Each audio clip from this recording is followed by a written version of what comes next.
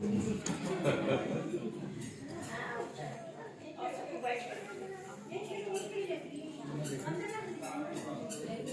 की किसी भी शास्त्र को आप पढ़ लो, दुनिया के किसी शास्त्र को पढ़ लो, लास्ट में उसमें क्या है? प्रेम ही परमात्मा है।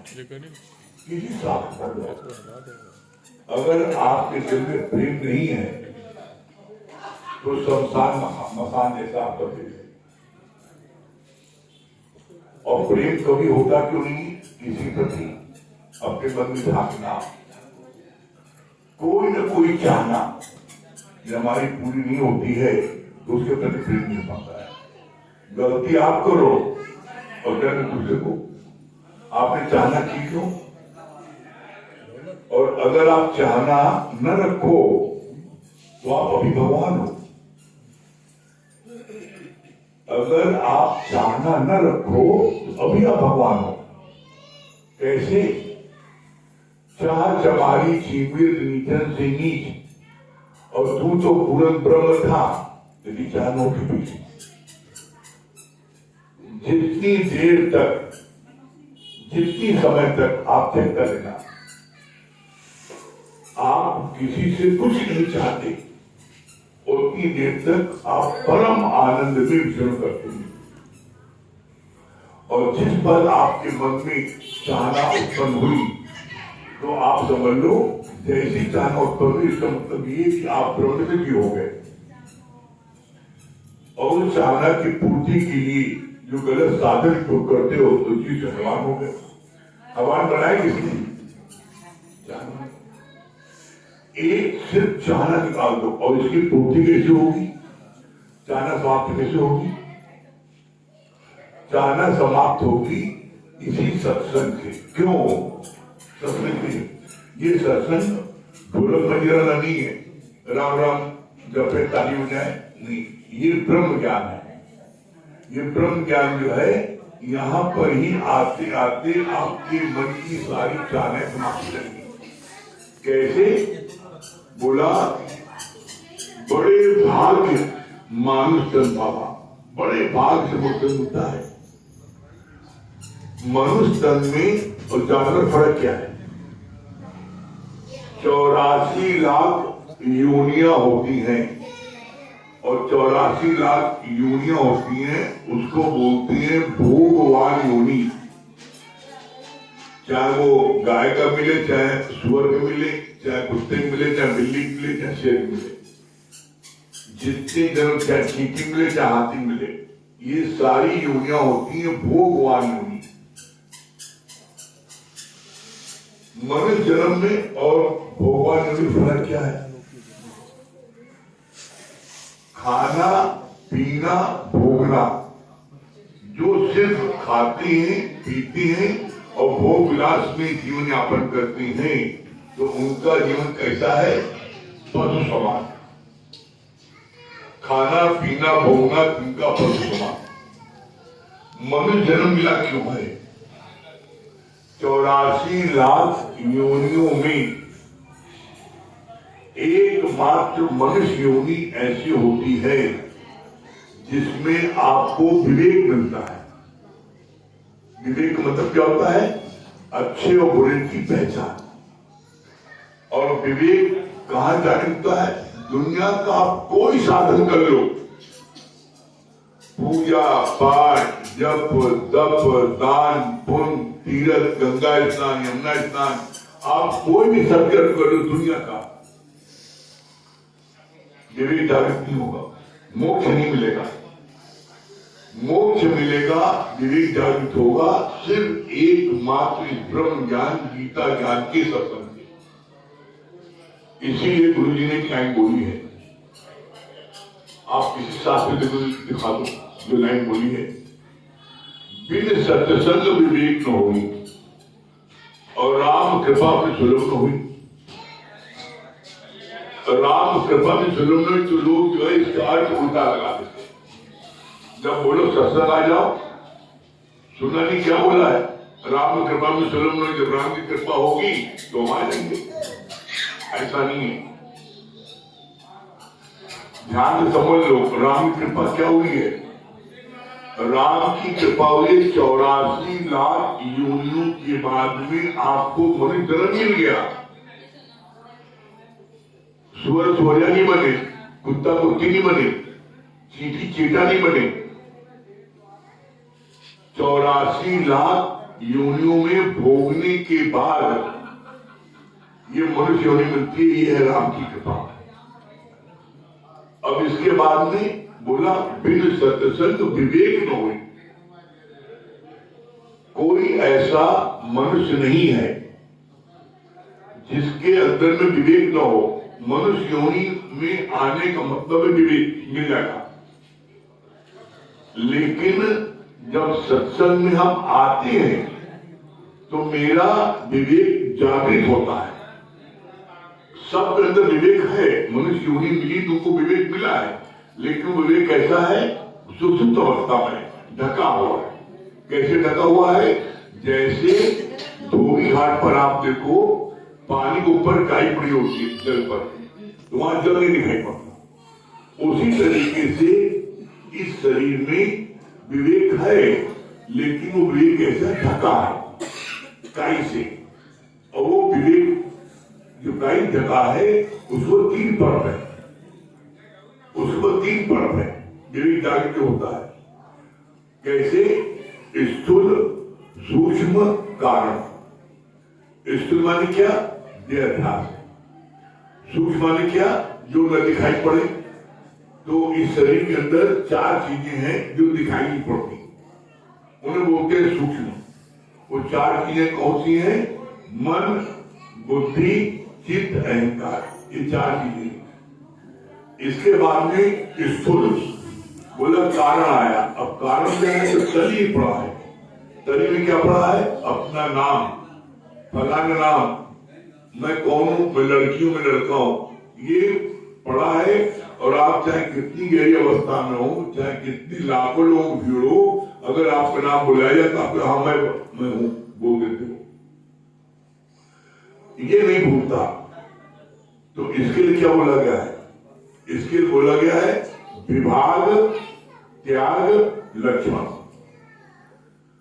जब तक आप इसका विभाग नहीं करोगे, आप अपनी आत्मा में जागृत नहीं हो सकते, आप अपने गॉड रूप नहीं आ सकते। जागृत कैसे होगे? स्थूल, सूक्ष्म, कारण। ये देहाध्यास पहले इसको मिटाओ। मैं देह नहीं हूं, मैं आत्मा हूं, मैं ब्रह्म हूं, मैं ब्रह्म हूं, ये सबसे बड़ा जाप है। और मैं जीव सबसे बड़ा पाप है। अपने को ये अंदर में फीलिंग दो। ये स्थूल हटाओ, सूक्ष्म, मन, बुद्धि, चित्त, अहंकार, ये चारों चीजें आपकी कब जाएंगी? जब आप नित्य सत्संग बैठोगे तो ये चारों चीजें आपकी निकल जाएंगी।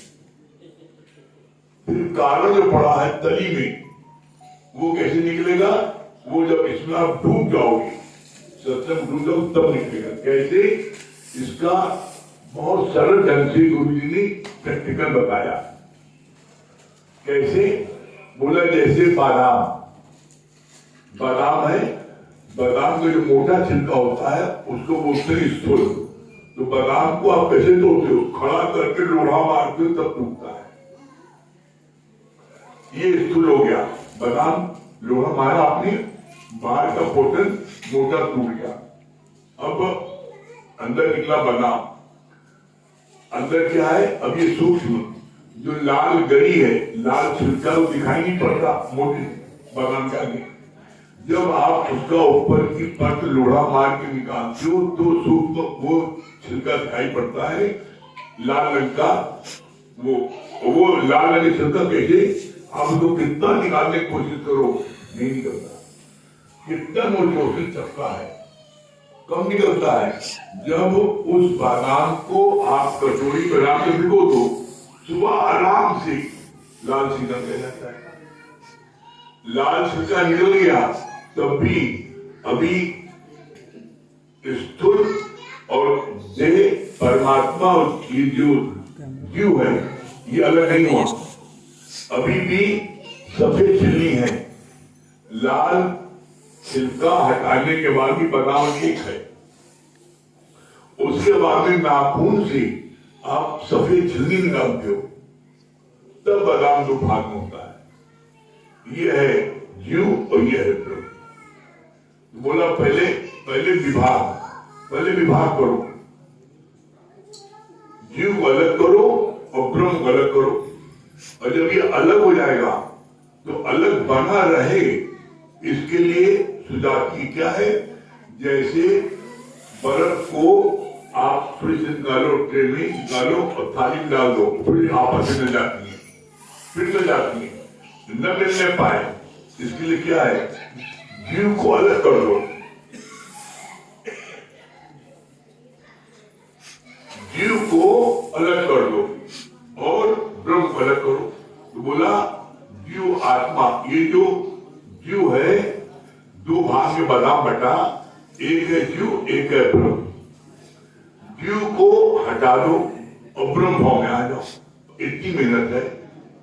और ये कैसे होगी, बोला जैसे बादाम को जब लोहे से तोड़ते हैं तब टूटता है, इसी तरीके से जब गुरु की तेज वाणी चलती है कि तुम जो हो भगवान से रात दिन आप जब विचार करो, 24 घंटे में आप किसका विचार करते हो,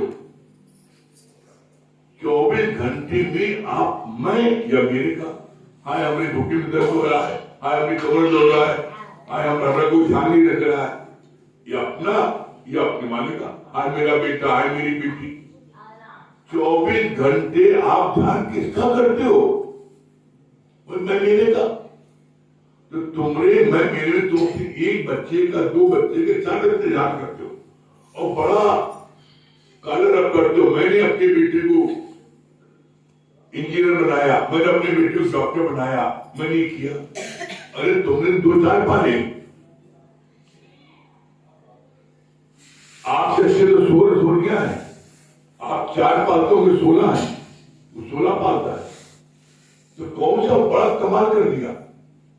अरे 24 घंटे में आप हर समय मैं मेरे में मर रहे हो, आप कितने बैठे हो, कोई एक बता दो। 10 साल से लेकर के 70-80 साल तक लोग बैठे, 90 साल तक, कोई बता दे आज तक तुमने अपने खून का आखिरी कतरा भी दे दिया, लेकिन किसी ने आज तक आपको सर्टिफिकेट दिया बहुत अच्छी हो, किसी ने दिया। जब भी मिला तो मैं मेरे से धोखा मिला, अब मेरा लड़का बड़ा बढ़िया, अरे मेरा धर्म को जान देता है, वही लड़का जो है जान देता है, जब तक शादी नहीं हुई जान देता था, जब शादी हो गई तो बीबी मिलेगा जल्दी, हमें पता होता, अम्मा बोलती पता होता इतना नारायण निकलेगा तो मैं इसको पेटे ही मार देता। कहां हुआ प्यार, कहां गया प्यार, जब तक शादी नहीं किया तो शादी आरती तो आपने उतार दिया ना बेटे को, जो बेटा बहू लो, अब बहू कहती है जब तुम रहो यहाँ में बहुत दिन तुम रात चल, अब वो जो है जब बेटवा उसके साथ चला गया तो तुम्हारा प्यार कहां गया। इसीलिए गुरु ने बोला है इस धर्म नहीं लेना, को काहू का नाही प्रीतम जान लो मन माही, मन में जान लेना इस संसार में कोई किसी नहीं है, इस संसार में कोई किसी नहीं है। स्वार्थ लाग करे सब प्रीति और सुर नर मुनि सब प्रीति। अपने स्वार्थ से आपको कोई प्यार कर रहा है और जिस दिन उसका स्वार्थ पूरा हो गया उस दिन आपको जैसे दूध से मक्खी निकालते निकाल देगा। याद रखना, ये बड़ा कड़ू सत्य है और इस सत्य को जितने बुजुर्ग लोग उन्होंने भोगा भी है। जब तक उनके में जवानी थी बच्चों को करते थे, आप बड़ा करते थे, बच्चे कहते बड़ा अच्छे पापा बड़े मम्मी है, और जिन आप करना बंद हो गया तो उनको ये होता है कहाँ से बैठे हैं, कोई तो खिलते जाए कमरा खाली हो, कोई तो जाए तो अपना अब हम और आज करें। तो कोई किसी ने अपने स्वार्थ से इसके लिए बड़ा अच्छा प्रमाण दिया। इस संसार में सबसे अधिक मोह बंगलिया अपने बच्चों को करती है। बंगलिया अपने बच्चे को सबसे अधिक मोह करती है, उससे तो मोह को नहीं करता। इसलिए हमेशा अपने कलेजे से लगा रखती है बच्चों को, हमेशा कलेजे लगा रखती है। भगवान ने जब ये लाइन बोली तो कहूंगा नहीं प्रीतम जान लो मन माही, तो कहा बंगलिया इतना प्यार करती है अपने बच्चे से, तो अभी दिखा देते कितना प्यार करती है। बंगलिया को अपने बच्चे के साथ कलेजे लगाई थी, उसको रेगिस्तान में छोड़ दिया, और रेगिस्तान छोड़ के रेगिस्तान में बालू है, और दोपहर में बालू की जलने लगती है, जो पैर लगता है जल फूट जाएगा। वो काफी दूर तक दौड़ी, और जब उसका पैर चलने लगा, अब देखा तो जल के राख हो जाएंगे, तो उसने क्या किया, जिस बच्चे को कलेजे लगाएंगे उसके ऊपर रख के उसको पड़ गई। कहां को प्यार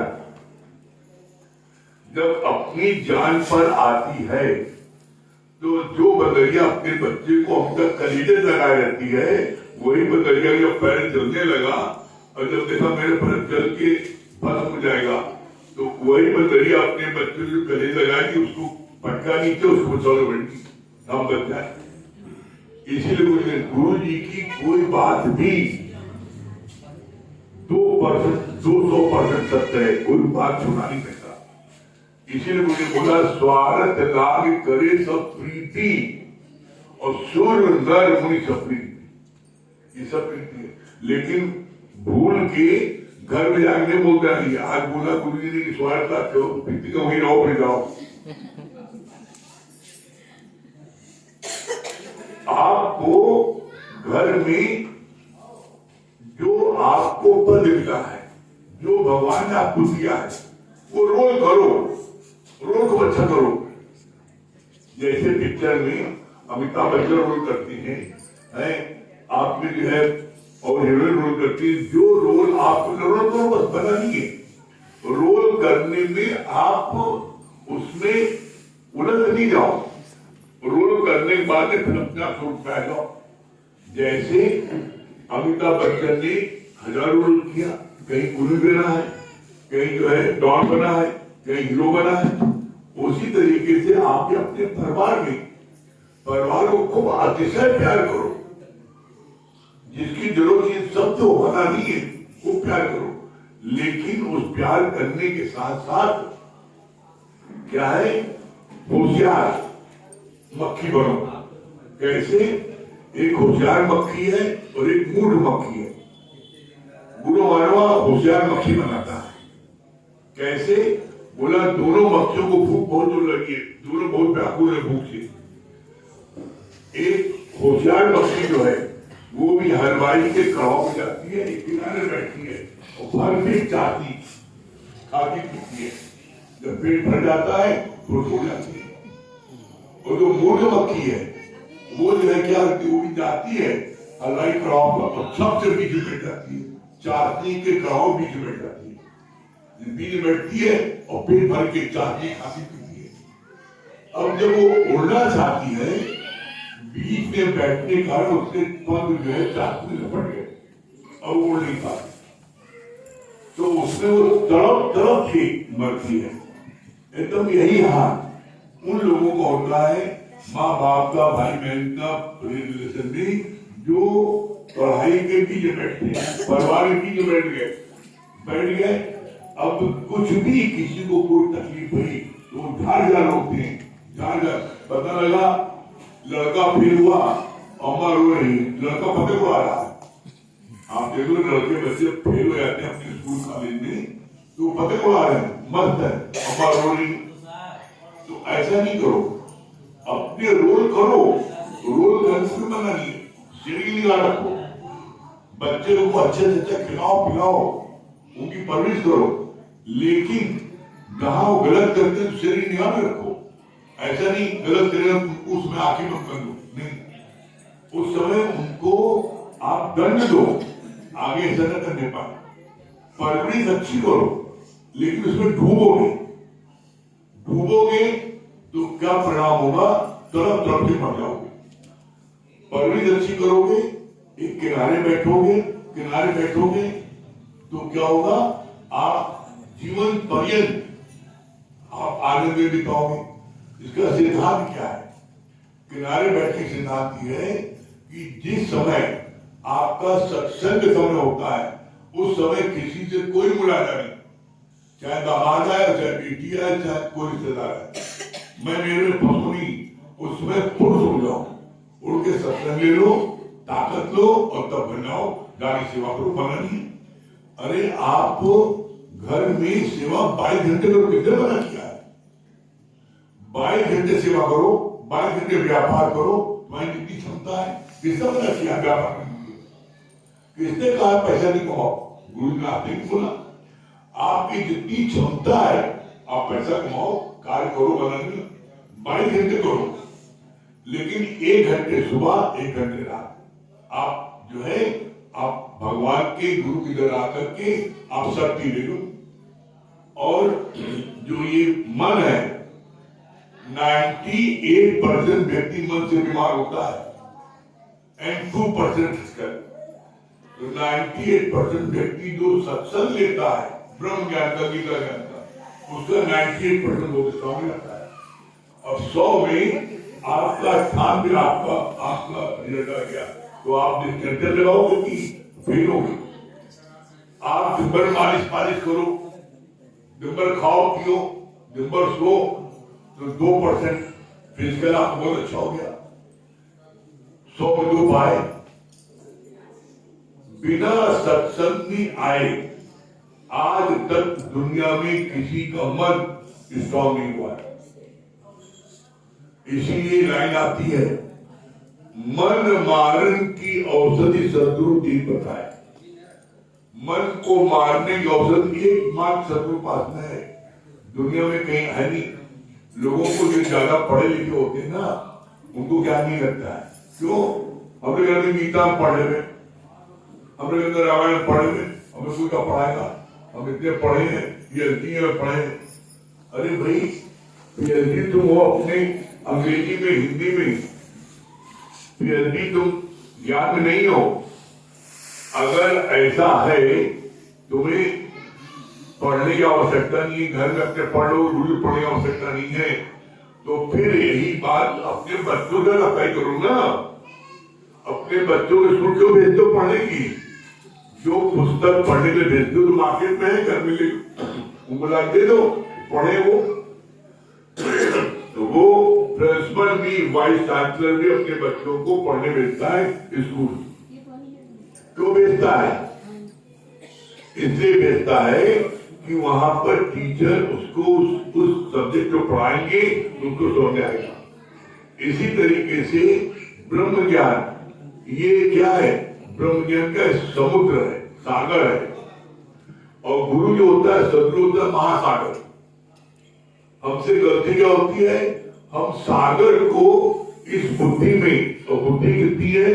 सत्यनारायण की चरण की प्याली बराबर। इस प्याली में हम सागर को, समुद्र को भरना चाहते हैं।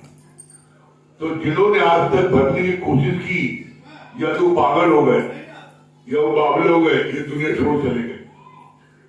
सागर को सत्यनारायण की प्यालिया में नहीं भरा जा सकता। सत्यनारायण की प्यालिया में कैसे भर सकते हैं? उस प्याले को समुद्र में डाल दो तो प्याली भर जाएगी। इसीलिए गुरु जी हमारा बोलते हैं, क्या कहते हैं? मन बुद्धि कर दो अर्पण, ज्ञान तभी पाओगे। और मन बुद्धि जगाओगे, गुरु से दूर जाओगे। मन बुद्धि कर दो अर्पण, ज्ञान तभी पाओगे। जब अर्पण जाएगी हमारे पास सत्संग शुरू में, हम तो अर्पण नहीं, समर्पण करो, अर्पण नहीं। हमने बोला इनको, हमने बोला हमका अर्पण नहीं करो, समर्पण। अर्पण मतलब क्या होता है? तुमने 1 लाख कमाया और 5,000 तुमने दक्षा दे दिया, लेकिन जब तुमने अपने को समर्पण कर दिया, सब कुछ आ गया। तो गुरु याद करता है, हमें तुम्हारा अर्पण नहीं चाहिए, हमें समर्पण चाहिए। और जब तुम समर्पण कर दोगे तो गुरु में, सदगुरु में एक क्वालिटी है, वो तुम्हारे गुरु भगवान बना रखेगा। तुम हो already, you are already God, तुम हो भगवान पहले से, लेकिन तुम अपने स्वरूप को भूल गए हो।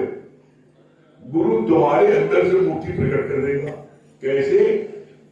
कैसे? आपको तो बड़ा तरस आता है, दुख होता है। एक शिल्पकार पत्थर देखता, पत्थर की मूर्ति में से हनुमान जी शंकर ही प्रकट कर देता है। एक शिल्पकार पत्थर की मूर्ति में से भगवान प्रकट कर देता है। तो परमपिता परमात्मा तुम्हारे लिए भगवान प्रकट कर देगा। लेकिन कब प्रकट करेगा? जैसे पत्थर शिल्पकार के आगे पूर्ण समर्पण कर देती है, चाहे जितना छीने थोड़ी चलाए शिल्पकार, वो हटती नहीं, छटकती नहीं, भागती नहीं। और उसमें भी तो 3 गत होती है। जो थोड़ा बहुत छीने थोड़ी से लेती है, तो वो पत्थर भी पूजनीय हो जाता है, मंदिर की सीढ़ी काम आता है। मंदिर की सीढ़ी तो वो लंबी मोटी होती, तो थोड़ा छीने थोड़ी सहते, तो मंदिर की सीढ़ी काम आता है। आप मंदिर जाते हो, सीढ़ी को भी माथे लगाते हो। और फिर इसके बाद में खंडित मूर्ति होती है, जो पूरी मूर्ति बन गई पत्थर से, शिल्पकार की सारी छीनी थोड़ी सहनी।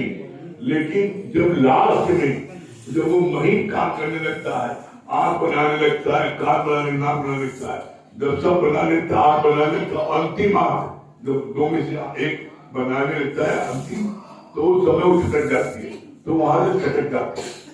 उसको बोलते हैं खंडित मूर्ति।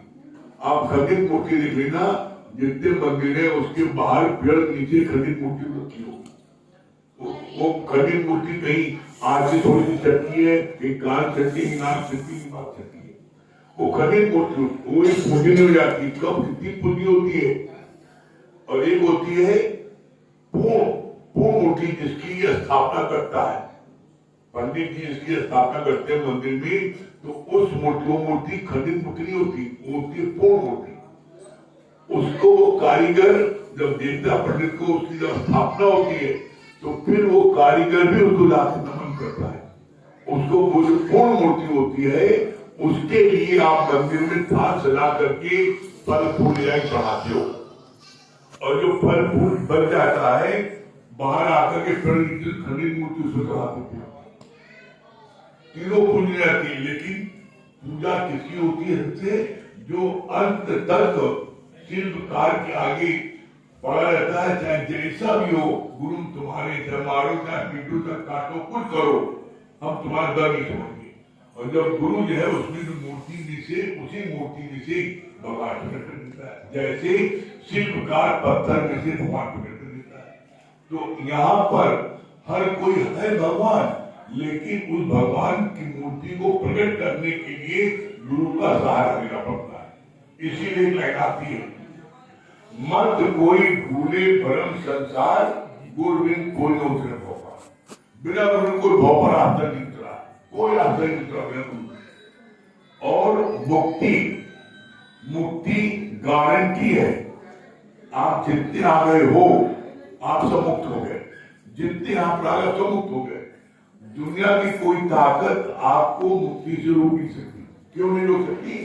क्योंकि मेरे दादा भगवान का, मेरे गुरु का ये प्रतिज्ञा है। क्या प्रतिज्ञा है? मेरे गुरु की प्रतिज्ञा है, कैसा भी नीच, पापी, अधर्मी, कुकर्मी बच्चर, ये वर्डिंग है, कैसा भी नीच, पापी, अधर्मी, कुकर्मी बच्चर मेरी शरण आ जाता है, मैं उसको कब्र से निकालकर मुक्त करता हूं। तो आप सब आज आगे, आप सब मुक्त हो गए। आपको कोई दुनिया की कोई ताकत रोक नहीं सकती है। बस क्या है? जीते जी मुक्ति लेना। एक होता मरने की बात, तो मरने के बाद तो मुक्ति आपको मिल गई। अब जीते जी मुक्ति कैसे लोगे? रोज आनंद में रहो, रोज आनंद में रहो। तो रोज आनंद में रहने के लिए क्या है? ज्ञान का पोछा करना जरूरी है। सुबह शाम बस आप एक सुबह शाम ज्ञान का पोछा लगा लो, आप परम आनंद में आप विचरण करोगे। इसको बोलते हैं जीते जी मुक्ति। जीते जी मुक्ति क्या है? इसको एक लाइन गुरु ने वर्णन किया है। आज अभी आप देख लो, सर्व दुखों की निवृत्ति, सर्व दुखों की निवृत्ति और परम आनंद की प्राप्ति यही होती। आज आपको कोई दुख नहीं है, कोई चिंता नहीं है, कोई क्लेश नहीं है, हम मुक्त हो। और अगर कोई क्लेश है, कोई चिंता है, तो किसकी मेरी की है? कभी गुरु चिंता भाई, गुरु ने आज दर्शन नहीं दिया, आज हम सत्संग नहीं गए, आज मेरे सत्संग प्रेमी कोई नहीं है, उसकी चिंता भी किसी को, फिर घूम फिर मैं मेरी। इसीलिए गुरु को बोलना पड़ा, जो चिंता तुम मैं मेरी करते हो, ये चिंता कब दूर होगी? चिंता तेरी तभी मिटेगी जब चिंतन में ले लोगे राम। राम माने राम के वचन, कृष्ण के वचन। कृष्ण ने क्या कहा, राम ने क्या कहा?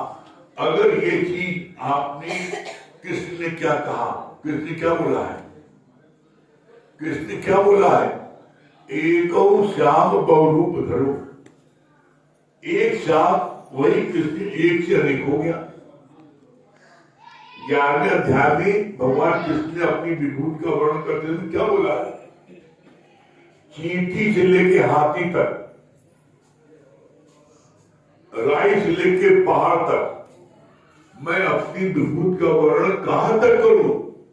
जड़ चेतन सब मैं ही बना हूं, अब दूसरा कहां से आया? इसका प्रमाण, सबसे सरल प्रमाण क्या है? आप देखो, जितने बैठे हो आप सब लोग, एक व्यक्ति, आप सबकी आंखों में झांक के देखो, जितने लोग बैठे हो सबकी आंखों में झांको, एक व्यक्ति झांको तो किसकी मूर्ति दिखाई पड़ती है? सब अपनी दिखाई पड़ती है। दूसरा कहां से आया? अगर इज हेल्थ, जहां आपने दूसरा सोचा उसी समय आपकी चेहरे में खिंचाव आ जाएगा, और जहां आपने सोचा इधर ही मैं हूं, इधर मैं हूं। एक कृष्ण जो है वो बता रहा है, और ये जो बाकी कृष्ण है बैठ के सुन रहे हैं। जब ये मन में भाव हुआ, हमेशा आपके मन में प्रसन्नता रहेगी और रोज सत्संग लोगी। गीता ज्ञान का ये सत्संग कहते हैं, लेकिन एक्चुअल में यह है गीता ज्ञान का क्लास। यूनिवर्सिटी में पीएचडी क्लास में जो प्रिंट ऑफ चैलेंज होता है, वो प्रिंट ऑफ चैलेंज होता है। आप दुनिया के किसी सत्संग चले जाओ, वहां कोई पिज्जा पीटा है, कोई कढ़ाई कर रहा है, कोई बनाई कर रहा है।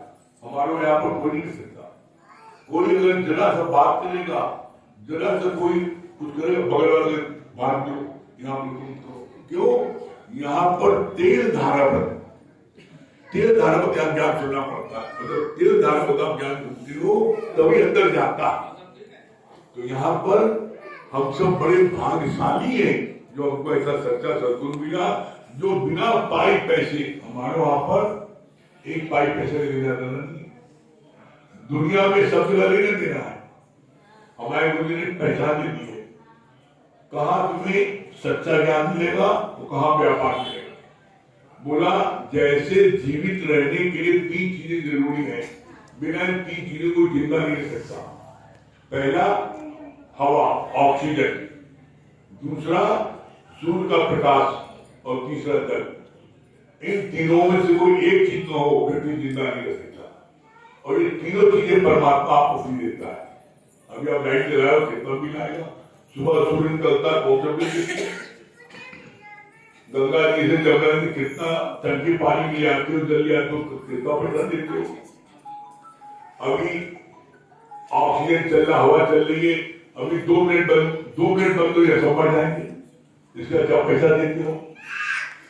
एक पाई पैसा नहीं। बोला जहां पर पाई पैसा न लिया जाए, जैसे जीवित रहने के लिए हवा, सूर्य का प्रकाश और जल तुमको फ्री मिलता है, इसी तरीके से जहां ज्ञान फ्री मिले, सब लेना वो सच्चा ज्ञान है, वो परमात्मा ज्ञान है। और इसीलिए हम बार बार कहते हैं, जिसने इस ब्रह्म ज्ञान को नित्य ले लिया वो जीते जी मुक्त है। क्यों? दुनिया में लाखों शास्त्र हैं, लेकिन गीता, भगवत गीता, ये स्वयं भगवान कृष्ण ने अपने मुख से बोली है।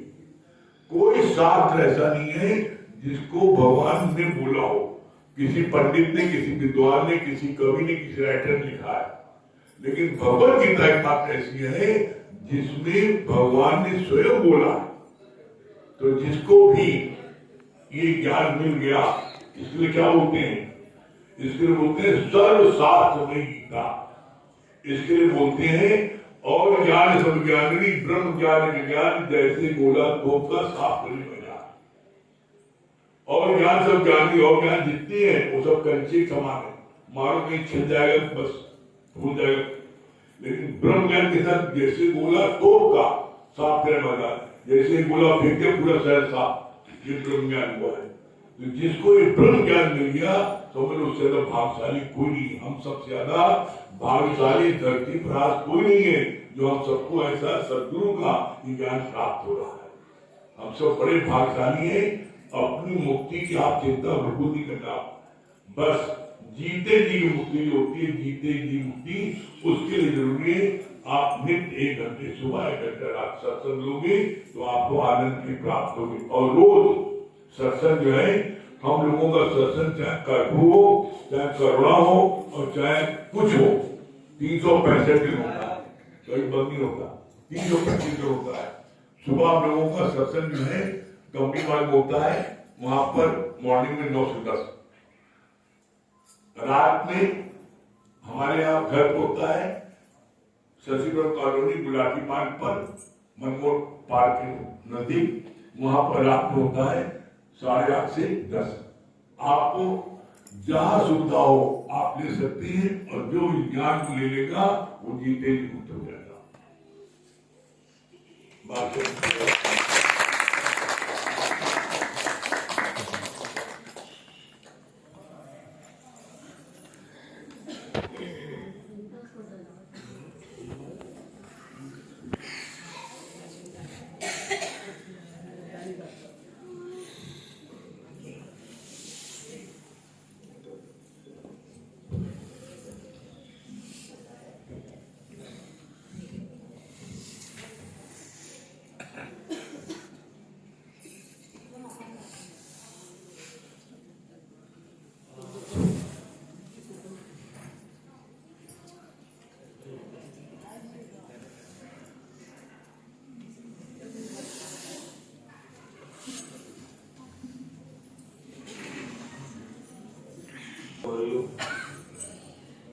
देखिए, सबसे पहले तो सुशील भैया और माँ भाभी को बहुत बहुत बधाई इस सुंदर आयोजन को करने के लिए। और आज मुझे महसूस हो रहा था कि देखिए भाव का प्रभाव कैसा होता है। जैसे सुशील भैया का बड़ा भाव था कि हमारे घर पर सत्संग का आयोजन हो, और हमारे गुरु जी कहते हैं कि जैसे भाव का प्रभाव होता है तो उसका प्रभाव आज देखिए कि सारी संगत यहाँ पर आके बैठी है। और मुझे ध्यान आ रहा है भाव पे कि सूरदास जी आंख से अंधे थे, और वो रोज नित्य मंदिर दर्शन करने के लिए जाया करते थे। तो एक व्यक्ति ने उनसे बोला कि तुम तो आंख के अंधे हो, तुम क्या दर्शन करने आते हो? तो कितना सुंदर उन्होंने जवाब दिया। उन्होंने क्या बोला? उन्होंने कहा, मैं तो अपने कान्हा को नहीं देख पाता, लेकिन मेरा कान्हा तो मुझे देख लेता है। आप देखिए, हर चीज में, किसी भी कर्म में आपका भाव क्या है, ये सबसे अधिक इंपॉर्टेंट होता है। जैसे आप देखिए, आप पूजा का प्रसाद बनाते हैं, उसमें भगवान के भोग का भाव डालते हैं। जब आप चन्ना मित्र को पीते हैं, देखिए कितना स्वादिष्ट होता है। हलवा बनाते हैं, कितना स्वादिष्ट होता है। खाते हैं, लगता है अमृत खा लिया। गुरु जी ने बोला कहा ठीक इसी प्रकार तुम अपने हर कर्म में परमात्मा का भाव क्यों नहीं डाल देते, सेवा का भाव क्यों नहीं डाल देते, कान्हा का भाव क्यों नहीं डाल देते।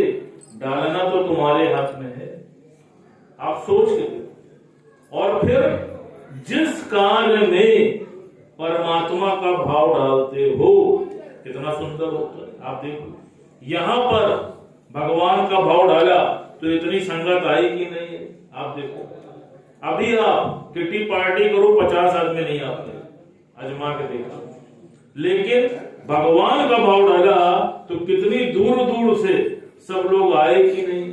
आप देखो गुरुजी ने यहां तक बोला, कहा देखो भाव डालना तो तुम्हारे हाथ में है और जैसा भाव डालोगे वैसा ही प्रभाव पाओगे। आप देख लो किसी व्यक्ति में भगवान का भाव डालते हो तो वो भी उतने ही प्रेम से उतनी ही विनम्रता से तुमको जवाब देता है। जैसे उदाहरण के लिए भगवान ने बोला, कहा कि एक हलवाई 100 किलो मीठा बनाता है, जैसे खोए की बर्फी बनाता है। अब 100 किलो मीठा बनाने के बाद उसको आकार अलग अलग देता है, कोई छोटी है, कोई बड़ी है, कोई मोटी है, कोई पतली है। लेकिन ये बताओ कि उस 100 किलो बर्फी में क्या मिठास कम और ज्यादा होगी? नहीं होगी, सब में मिठास एक सी होगी। कहा चाट वाला एक डोंगा भर के चटनी बनाता है, उसमें खटाई डालता है। अब बताओ कि उस खटाई में कम ज्यादा होगा? बताओ नहीं होगा। कहा ठीक इसी प्रकार ये भव सागर है और भाव तुमको डालना है। तुम इस भव सागर में परमात्मा का भाव डालो। जब तुम भगवान का भाव डाल दोगे तो गुरुजी ने क्या कहा, to see God is to be God. तुम परमात्मा देखोगे तो परमात्मा हो जाओगे, लेकिन शैतान देखोगे तो शैतान हो जाओगे। अब इच्छा तुम्हारी, जैसे हर एक के घर में दाल बनती है, लेकिन किसी किसी के हाथ की दाल बहुत स्वादिष्ट बनती है, वो इतना बढ़िया तड़का डालता है कि दाल खाने में आनंद आ जाता है, और किसी के यहाँ बहुत फीकी दाल बनती है। दाल तो वही है और मुट्ठी गए तो दाल की मंडी आप देखो। लेकिन जिसके पास जैसी समझ है वो वैसा तड़का डाल देता है। गुरुजी ने भी बोला, कहा तुम्हारे पास भी तो विचारों की समझ है, तुम उल्टे पुल्टे विचारों को हटा के उसमें परमात्मा के विचार डाल दो, मजेदार दाल बन जाएगी। आप डाल के तो देखो। इसीलिए आप देख लो हमारे गुरुजी क्या कहते हैं, कहा भाव का भूखा हूं मैं बस, भाव ही एक सार है और भाव से मुझको बजे जो भाव से बेड़ा। भाव में सर्वत्र दे डालो तो भी सब बेकार है, और भाव से एक फूल भी दो वो मुझे स्वीकार। अब तुम भाव से क्या देते हो? गुरु को तुम्हारी संपदा नहीं चाहिए, जैसे भी बोला ना कि तुम्हारा अर्पण नहीं चाहिए, तुम्हारा समर्पण चाहिए। इसी प्रकार भगवान भी तुमसे कहता है, तुम भगवान को क्या दे सकते हो बताओ? सब कुछ तो भगवान से ले ही रहे हो, श्वासें भगवान की, ब्लड भगवान का, ऑक्सीजन भगवान की, आप क्या कुछ भी भगवान को दे सकते हो क्या? आप सोच लो, तुम कुछ दे सकते हो तो तुम सिर्फ अपना अच्छा भाव दे सकते। जैसे आप देखो एक बार भाव का कमाल क्या होता है। एक बार गुरु गोविंद सिंह जी अपने घोड़े पर सवार होकर कहीं जा रहे थे, और वो जिस तरफ घोड़े को मोड़ना चाह रहे थे घोड़ा मुड़ नहीं रहा, वो दूसरी दिशा में जा रहा था। उन्होंने कई बार प्रयास किया, लेकिन जब घोड़ा नहीं मुड़ा तो उन्होंने क्या किया, उनके मन में भाव आया कि चलो देखते हैं परमात्मा किस ओर ले जाते हैं। जिस ओर घोड़ा ले जा रहा था वो उस ओर ही चल पड़ा।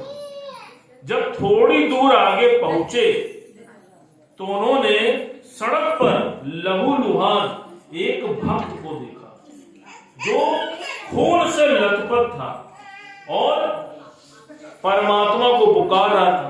क्या बोल रहा था? कह रहा था, मेरे मालिक, मैं तेरे पास आने में सामर्थ्यवान नहीं हूं, पर तू तो मेरे पास आने में सामर्थ्यवान है।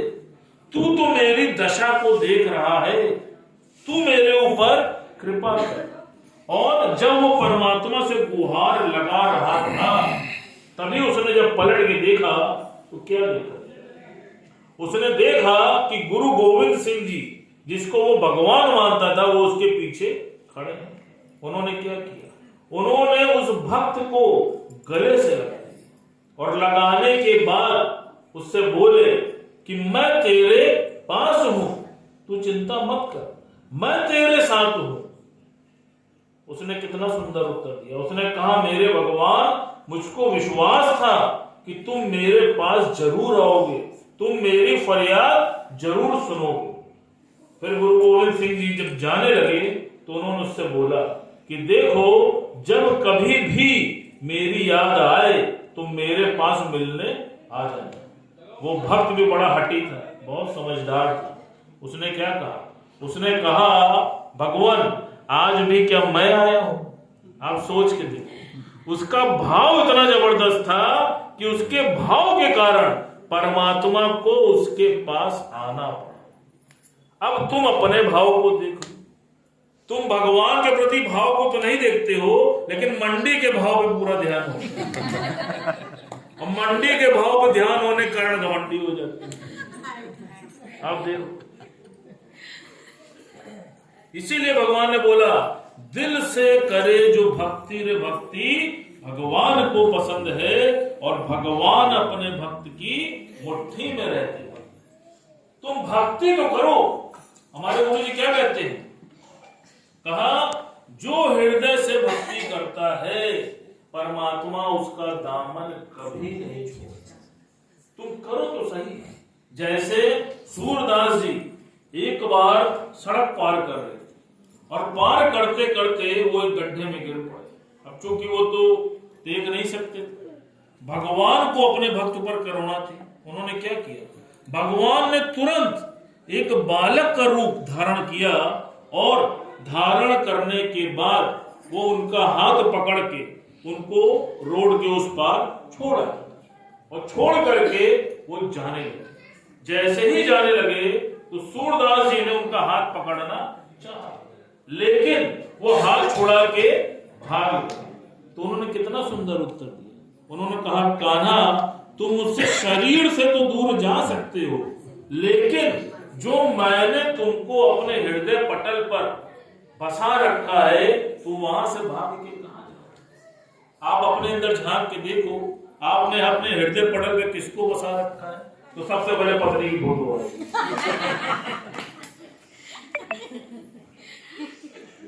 वहां से उभरोगे तो बच्चे की फोटो आ जाए। उसके बाद मकान दुकान किया। भगवान बेचारा नीचे चुप मार के बैठा हुआ कि ये हटे तो हम ऊपर आए। आप देखो, और परमात्मा ने क्या बोला? आप सब अपने को साधारण कभी मत समझना। आप समझो, गीता में लिखा है, हे अर्जुन, मुझको ज्ञानी नहीं, मुझको ज्ञानी भक्त प्रिय है। तो कुछ बनना है तो तुम ज्ञानी भक्त बनना।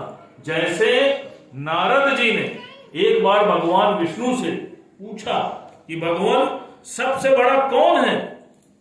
तो वो बोले कि तुमको क्या लगता है, सबसे बड़ी धरती? कहा भगवान, कहा धरती से 3 गुना ज्यादा पानी है। तो कहा अच्छा, तो कहा क्या पाताल? कहा नहीं।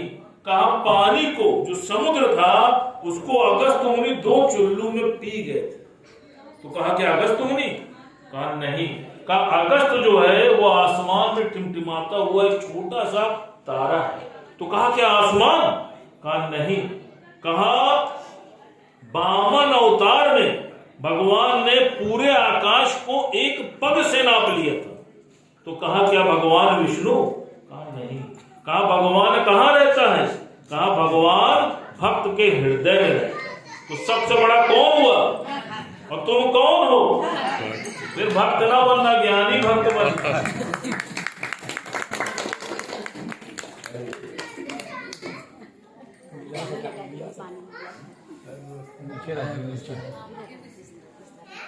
ढोलक है, ढोलक हाँ, आप इधर आइए यादव जी, आप इसको कुर्सी के पास आने के, आपको कुर्सी भाभी को इतनी सुंदर महफिल सजाने की बहुत बहुत बधाई हो। थोड़ा जोर तो बजाइए भाभी यार।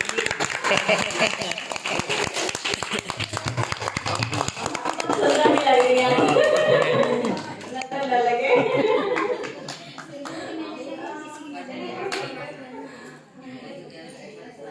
देखिए आज हम ये कहना चाह रहे हैं, सबसे पहले तो हम लोग कितने भाग्यशाली, हम लोग ऐसा सच्चा गुरु, ऐसा सच्चा दरबार मिला है। हम लोगों ने पिछले जन्म में कोई अच्छे पुण्य कर्म किए थे, जिसकी वजह से हमको ऐसा सच्चा दरबार मिला है। इसी पर एक सुंदर सा भजन है गुरु के लिए। है अपना सौभाग्य हमें गुरु मिला, कोई पिछले जन्म का वसीला। है अपना सौभाग्य हमें गुरु मिला, कोई पिछले जन्म का वसीला। आओ अपने जीवन को बना ले हम।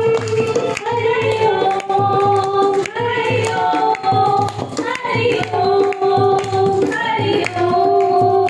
है अपना सौभाग्य हमें गुरु मिला, कोई पिछले जन्म का वसीला। आओ अपने जीवन को बना ले हम। हरि ओम हरि ओम हरि ओम हरि ओम। संसारी माया तेरी माया, संसारी माया तेरी माया, ज्ञान की गोदी गुरु ने है बताया। चलता रहे ये सिलसिला, है अपना सौभाग्य हमें गुरु मिला, कोई पिछले जन्म का वसीला। आओ अपने जीवन को बना ले हम। हरि ओम हरि ओम हरि ओम हरि ओम। झूठ बोले असंगी, करे रघुपति। करे प्रभुपति, चरण लगे हो गुरु की होगी। हमें लक्ष्य की ओर ले जा रहा है, अपना सौभाग्य हमें गुरु मिला, कोई पिछले जन्म का वसीला। आओ अपने जीवन को बना ले हम। हरि ओम हरि ओम हरि ओम हरि ओम।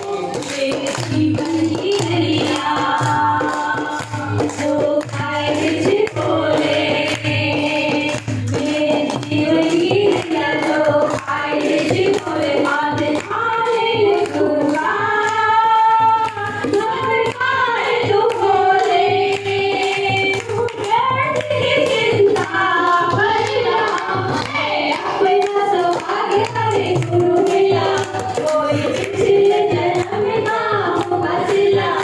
आओ अपने जीवन को बना ले हम। हरि ओम हरि ओम हरि ओम हरि ओम। तुमको जो मिला है यहाँ जाने खजाना, तुमको जो मिला है यहाँ जाने खजाना। गुरु के लुभाने तुम्हें हर पल गाना, मेरा अमृत को सबको पिला रहा है। अपना सौभाग्य हमें गुरु मिला, कोई पिछले जन्म का वसीला। आओ अपने जीवन को बना ले हम। हरि ओम हरि ओम हरि ओम हरि ओम।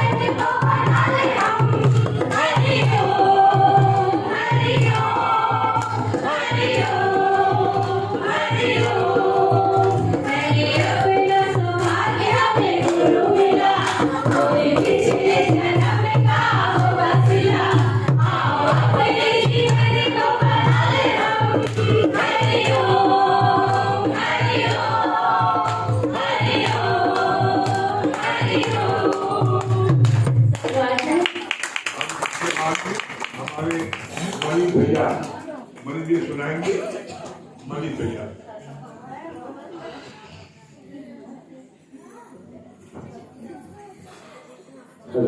हेलो हरिओम सभी को राम राम। गुरु जी के चरणों में कोटि कोटि प्रणाम। हेलो कहते कि चरणों में चढ़ाने के लिए एक फूल बहुत है। चरणों में चढ़ाने के लिए एक फूल बहुत है और दिल में चोट खाने के लिए एक फूल बहुत है और भव सागर से तर जाने के लिए गुरु जी के चरणों की धूली बहुत है। मत पूछ दर्द बंदे से कभी कैसी मुसीबत सर पे रहती है, कभी कैसी कहते मत पूछ दर्द बंदे से कभी कैसी